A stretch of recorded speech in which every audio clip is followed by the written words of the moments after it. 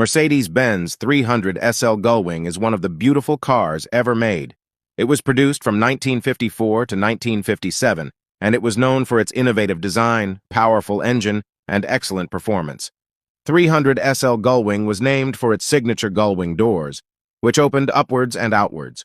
These doors were necessary because the car had a very low roofline, which was designed to improve aerodynamics.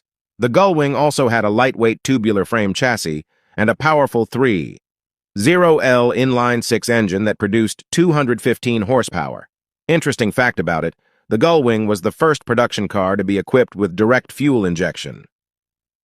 The Gullwing had a top speed of over 160 miles per hour, making it the fastest production car of its time.